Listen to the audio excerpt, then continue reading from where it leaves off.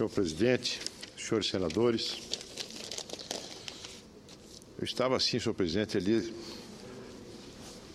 na bancada destinada aos senadores paulistas, que fica na última fileira das cadeiras. Estava ali modestamente, pacientemente, ouvindo o senador Hollenberg, tratando de um assunto da maior importância, e aguardando meu momento de subir à tribuna.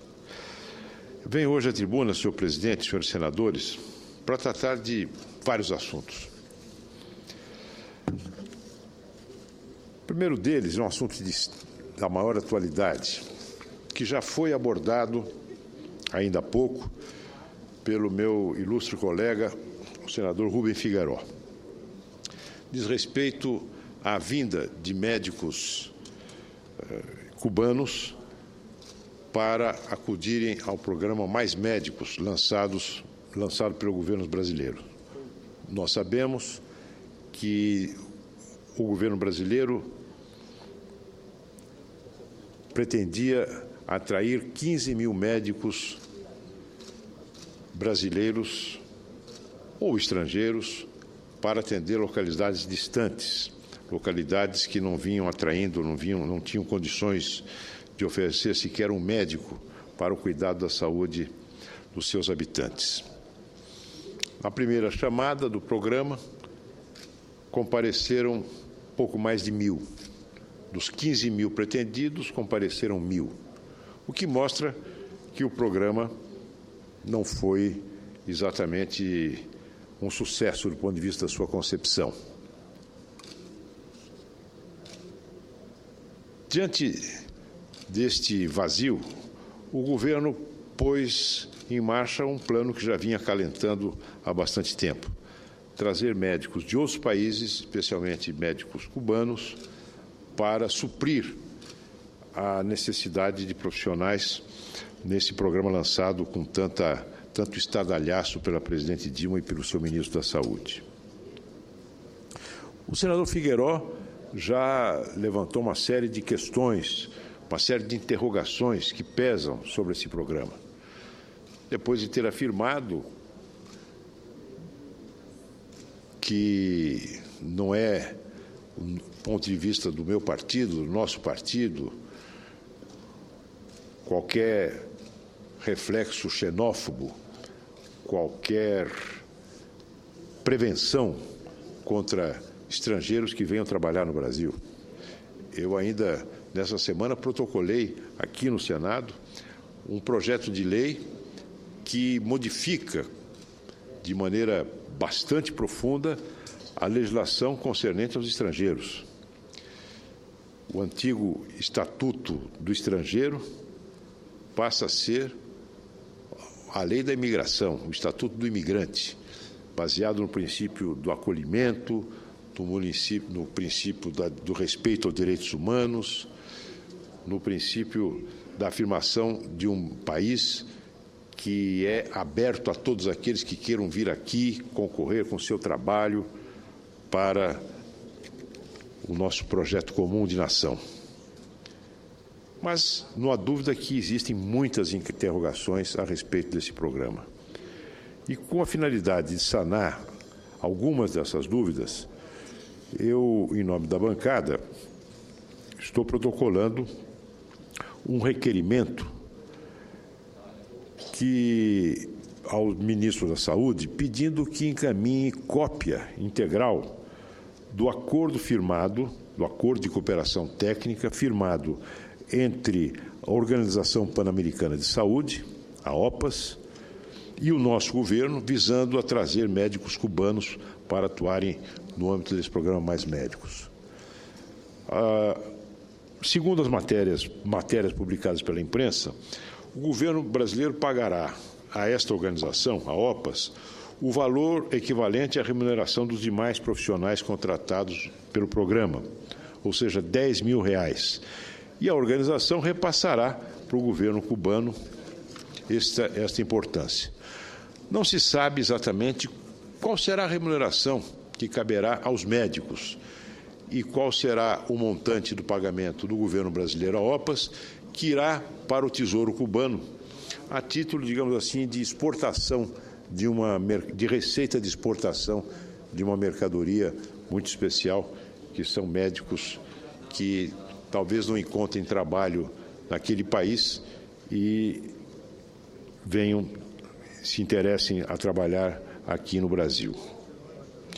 Há uma série de interrogações sobre as condições em que eles vieram, sobre o caráter voluntário do seu recrutamento, sobre a possibilidade que terão suas famílias de virem fazer-lhes companhia no Brasil, ou se elas ficarão lá em Cuba durante esse período de 3 anos, renovável por mais 3, o que o governo brasileiro pensa disso, enfim, uma série de questões que nós queremos ver esclarecidas a respeito desse programa. O segundo tema, senhor presidente, também de muita atualidade, se refere à rocambolesca fuga do senador boliviano Roger Pinto para o Brasil. Já adianto que o senador Álvaro Dias, que há muito tempo acompanha essa questão, logo mais virá à tribuna também para falar sobre esse assunto. Mas eu não poderia deixar de manifestar, senhor presidente, a minha solidariedade ao diplomata brasileiro que era o representante, o encarregado de negócios em La Paz, que organizou esta fuga de um perseguido político que já havia recebido o asilo, o estatuto de refugiado por parte do governo brasileiro. O governo brasileiro havia lhe concedido asilo diplomático, mas até agora sem que o governo da Bolívia lhe concedesse o salvo-conduto, que é uma consequência natural do asilo. Isso ocorreu mesmo nos períodos mais sangrentos da ditadura chilena. Um sem número de compatriotas nossos buscaram asilo na Embaixada da Itália, na Embaixada do Panamá, na Embaixada da Bolívia e em outros países latino-americanos e países europeus. Mesmo naquelas condições de extrema tensão, de perseguição sangrenta aos opositores, o governo chileno, a ditadura de Pinochet, concedeu o salvo-conduto para que esses brasileiros que haviam obtido a condição de refugiados pudessem deixar essas embaixadas e se dirigir para um lugar de abrigo definitivo. Pois o governo boliviano, com quem o Brasil flerta, com quem o Brasil coqueteia, a quem o Brasil dispensa um tratamento benevolente, mesmo quando atacou a propriedade da Petrobras, que fecha os olhos à cobertura que esse governo boliviano dá aos plantadores de coca que remetem a sua mercadoria ilícita em seguida para o Brasil, que transformou o seu país num imenso desmanche de carros roubados. Esse governo que recebe todas as indulgências por parte do governo brasileiro, em nenhum momento foi pressionado, como deveria ter sido, para que este senador, que era o líder da oposição ao governo Morales, pudesse ter o seu salvo-conduto. Foram 455 dias encerrado num cubículo, sem possibilidade de se comunicar com a sua família, sem possibilidade de ter um atendimento médico decente, sem um tratamento que se deve aos seres humanos. Diante disso, e tendo esgotado todos os apelos feitos aos seus superiores hierárquicos, o diplomata Eduardo Saboia organizou a saída do senador Roger Pinto. Eu venho à tribuna hoje para dizer da minha solidariedade, da solidariedade da bancada do PSDB ao diplomata Eduardo Saboia. E também aos fuzileiros navais que ali montavam guarda à embaixada e que contribuíram para que o senador perseguido pelo regime bolivariano de Evo Morales pudesse não apenas deixar a embaixada, mas chegar vivo ao Brasil, a Corumbá, depois de 22 horas de um trajeto por zonas conflagradas e, finalmente, aqui em Corumbá, receber a acolhida do nosso colega presidente da Comissão de Relações Exteriores, Ricardo Ferraço. A minha solidariedade a eles. Estranho que este diplomata, que agiu segundo um princípio basilar da Constituição brasileira, que é o princípio da dignidade da pessoa humana, possa hoje, como diz os jornais, estar sendo submetido a pressões e ameaça de represálias por parte do Itamaraty. Nós teremos, essa semana, reunião da Comissão de Relações Exteriores do Senado, onde seguramente esse assunto será abordado, até mesmo pelo papel relevantíssimo que teve o corajoso senador Ricardo Ferraço nesse episódio. A Comissão de Relações Exteriores seguramente haverá também de se manifestar a sua vigilância para que esse diplomata não venha a sofrer prejuízo na sua vida funcional em decorrência de uma atitude que está à altura das melhores tradições do povo brasileiro. Ouço a parte do senador Jarbas Vasconcelos e, em seguida, do senador Pedro Taques. Congratular-me, senador Luiz Nunes, com Vossa Excelência pela oportunidade da sua intervenção. É sempre muito atento e muito correto.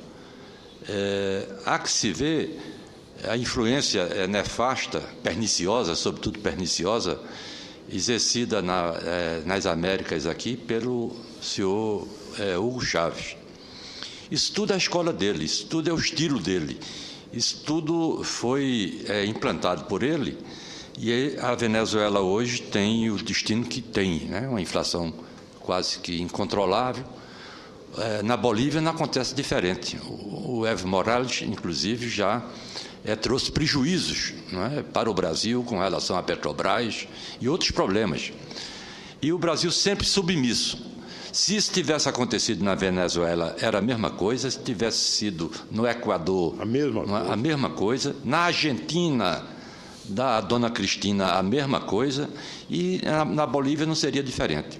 Eu quero apresentar a minha solidariedade a Vossa Excelência, me solidarizar com Vossa Excelência, com o senador Ricardo Ferraço, que foi corajoso, teve uma iniciativa louvável, correta, o diplomata brasileiro que não aceitou essa farsa. Isso é uma farsa do governo brasileiro.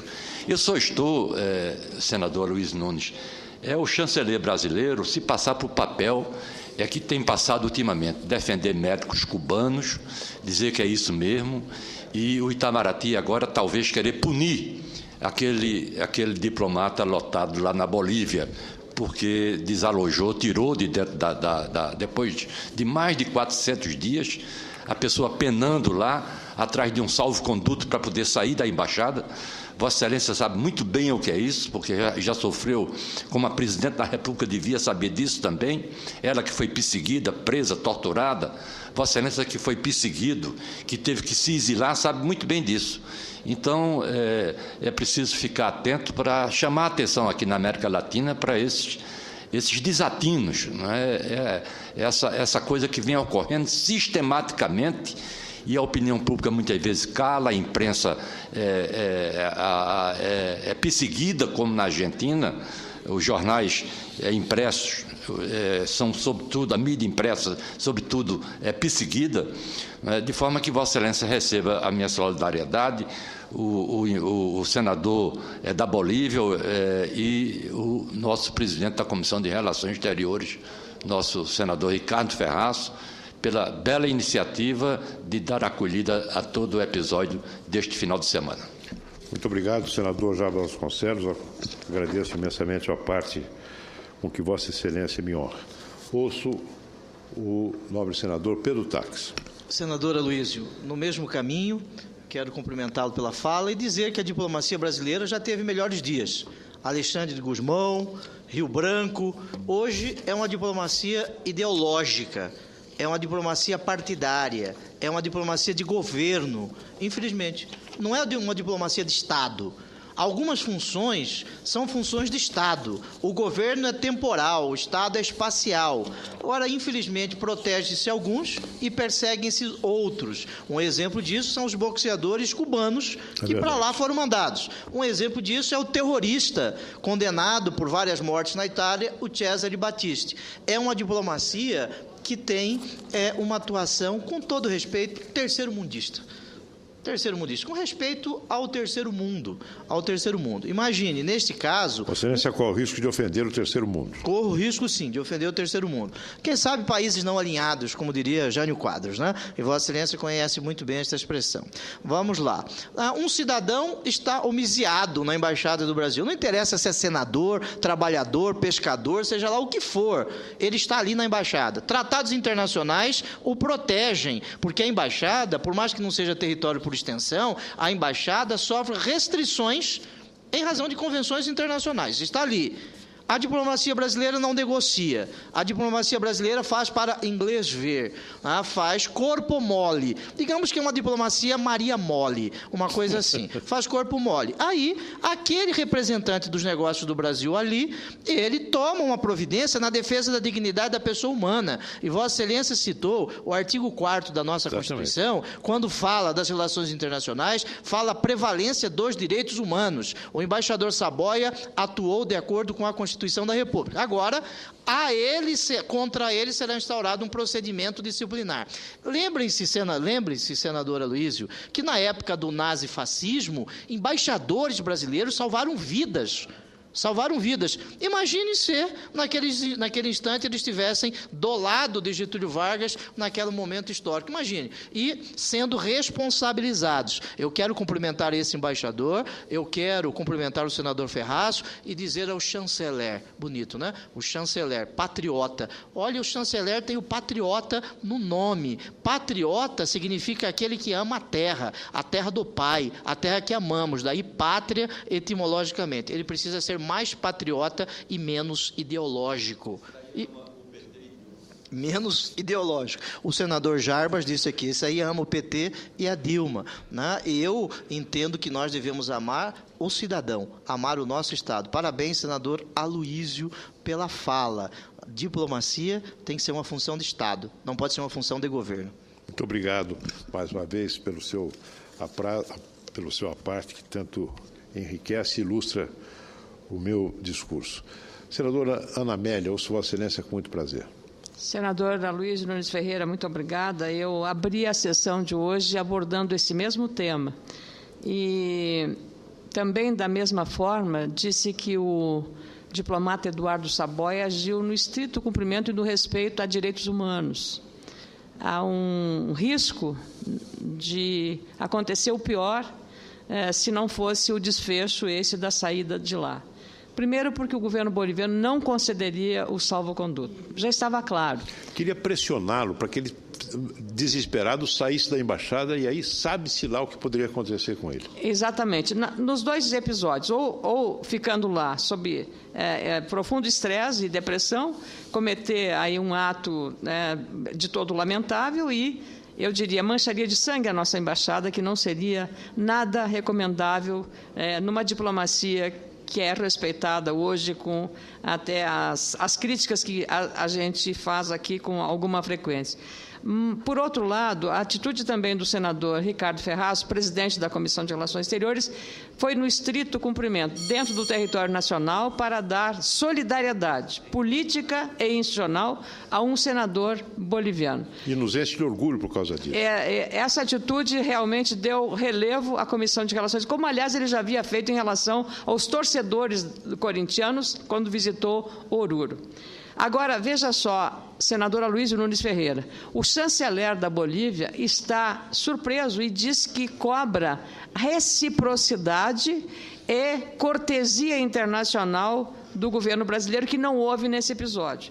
E eu lhe pergunto, no ano passado, no dia 31 de outubro, precisamente, o avião que transportava o chanceler Celso Amorim, ministro da Defesa, foi vistoriado com cães farejadores em La Paz, ele participando de uma missão oficial. outro avião, também da Força Aérea Brasileira, que transportava lideranças da Força Aérea Brasileira, da Academia da Força Aérea.